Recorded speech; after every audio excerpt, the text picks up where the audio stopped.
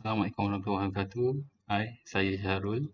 Hari ini kita nak cuba KNX Virtual Software.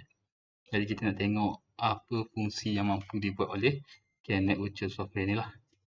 Okey, sedikit pengenalan tentang KNX Virtual Software ni. Dia adalah aplikasi yang berdasarkan kepada Windows base. Jadi kita perlu gunakan komputer.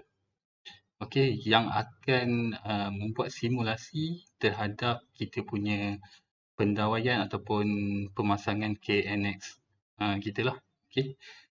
Kebaikan menggunakan ataupun kelebihan menggunakan virtual software ni tidak memerlukan pelaburan untuk beli hardware lah. Okey. Sebabnya kita akan gunakan device-device yang virtual. Okey, yang KNX Association ada bekalkan.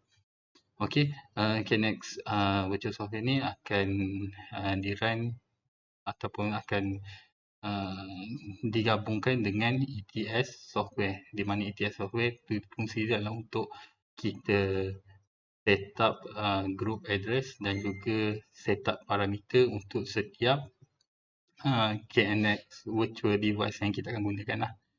Okey, so jom kita sama-sama buat praktikal untuk tengok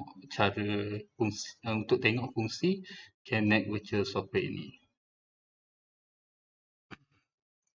Okey, ini adalah paparan untuk KNX virtual software kita, dan yang ni pula adalah kita punya soalan lah. Okey, kita buat praktikal satu. Okey, kita nak apa yang jadi dekat kita punya hardware lah, kita punya KNX installation. Okey, first kita pergi kepada KNX virtual, klik pada view dan klik pada base. Okey, untuk praktikal 1 ni apa yang kita gunakan adalah KNX virtual push button dan juga KNX punya switching actuator lah. Okay. Jadi untuk D4 adalah KNX push button, D7 adalah untuk switching actuator punya ni lah. Okay. Virtual switching actuator. Okay. Jadi saya tadi dah buat dia punya group address dan setting parameter untuk kita punya KNX virtual device, dan saya dah downloadkan kepada KNX virtual software ni.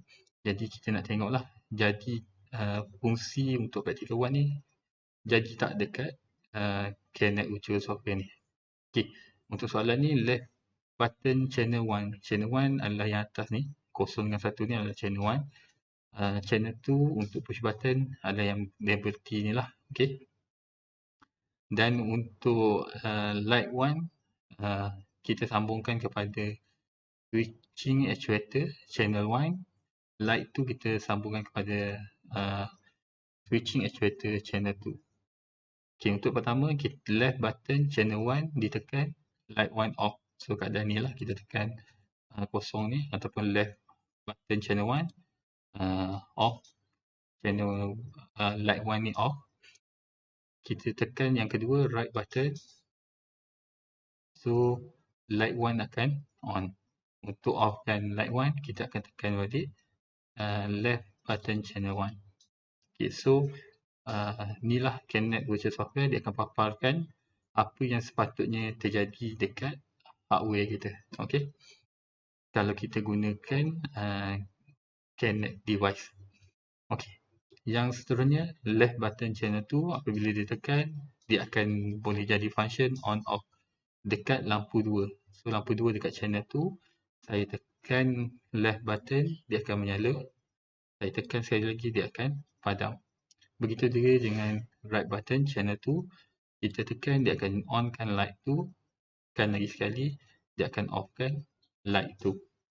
So fungsi KNX virtual ni adalah untuk dia buat simulasi apa yang terjadi dekat hardware sebenar.